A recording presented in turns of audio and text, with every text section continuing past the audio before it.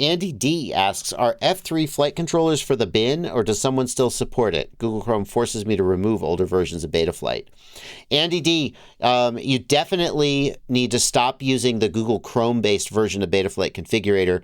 Download the actual executable file, the installer, and use the standalone version. The Google dropped support for third-party apps or something like that some years ago, and the Betaflight configurator on Chrome hasn't been updated in forever. Betaflight has not had support for F3 flight controllers since, I think, was it 3. What was the last version of Betaflight to support F3? It was somewhere around 3.2 or 3.5. I can't remember exactly when it got cut off. I think that probably do F3s run 357? 357 was okay, but you can't install 357. So what you would need to do is first download the old version of Betaflight that goes with 357. And then you would need to flash 357 to the flight controller and so forth. So I think that for most people, it's going to be a struggle to use an F3 in your flight controller and as your flight controller. And I would probably use an F4 if at all possible. If it was easy to flash and manage Betaflight 357, then they would be worth using. But it's a bit of a hoop to jump through to get that working. Did you mention the 4.1 builds that Mark Spatz does? I didn't. Yeah, the performance builds. Yep. I mean, I guess you could download those. Yeah, because you could flash them with the modern configurator, right? Yes. Where is that? Here we go. That's worth mentioning. That's fair.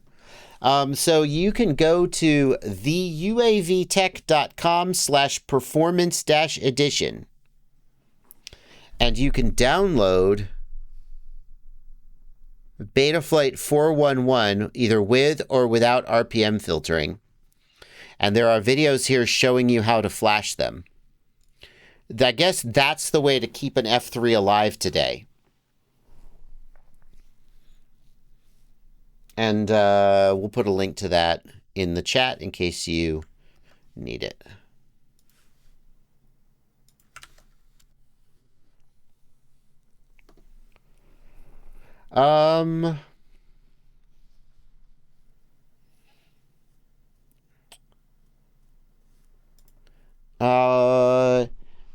Liu Root wants to know, what's the action camera of choice today? Debating switching to a GoPro. Sadly, my last GoPro Hero 8s, when I went to Best Buy to get them replaced, Best Buy no longer has Hero 8s, and there are no longer, I can't even get them online. So this Best Buy gift card, which has 2 GoPro Hero 8s on it, I don't know what I'm going to spend it on. I have to say, if I was, so here's what's going to happen.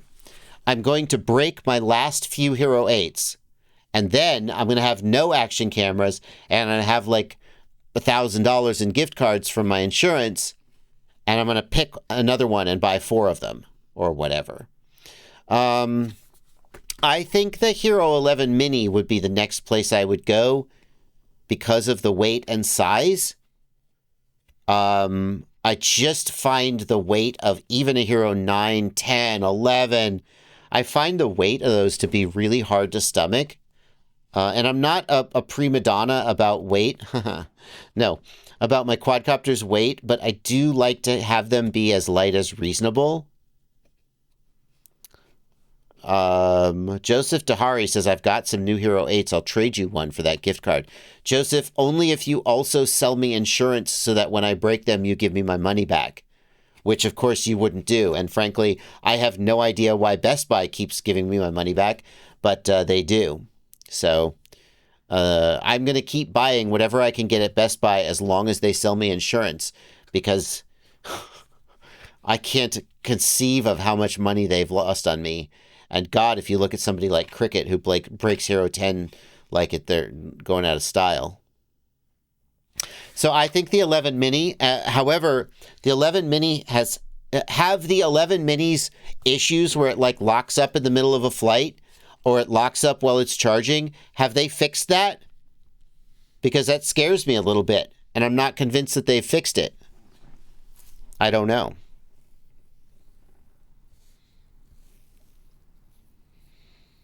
It would be great if in the next like month or so, GoPro releases a new like Hero 11 session. Baldman FPV, I will not be going to the Action 2. The exposure of the Action 2 makes me want to gouge my eyes out. Even if you accept the dynamic range as acceptable, the exposure algorithm, the way it lightens and darkens, is horrible. I would post video from the Caddx Vista DVR before I posted an Action 2. You have to lock the settings, Stevatrix FPV says. Yeah, but then your exposure isn't correct. Then your exposure isn't correct when you go into a dark spot. It's underexposed or it's overexposed. So, even the 11 mini is pretty heavy. I wish the 11 mini had like a removable battery or some other way to make it lighter.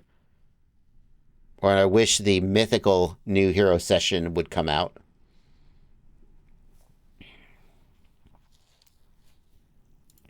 Cole Anderson says the 11 mini's never given me any issues, and I bought it from release. 11 mini works fine, no lockup yet. Joseph Dahari says still an issue. See, that's why I'm hesitant to drop $1,000 or something on it, on 3 or 4 of them. Would you return the same day?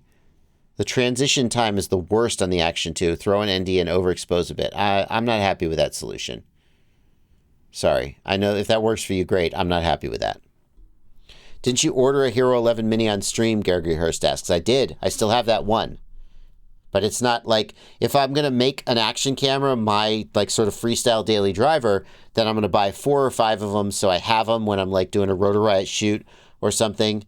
And I'm going to have, that's going to be what case is on all of my quadcopters. So I have one 11 mini just as kind of like a tester unit. I was going to review it, but I never got around to reviewing it. Troncat says, I've had one Hero 11 mini lock up. The other one seems fine. Yikes. It would suck if you lost footage because it locked up. I'll tell you what. Let's see here. Jonas Dietrich wants to know, should a beginner use 6S or start with 4S? We debated this a little while back. 4S batteries are a fair whack cheaper.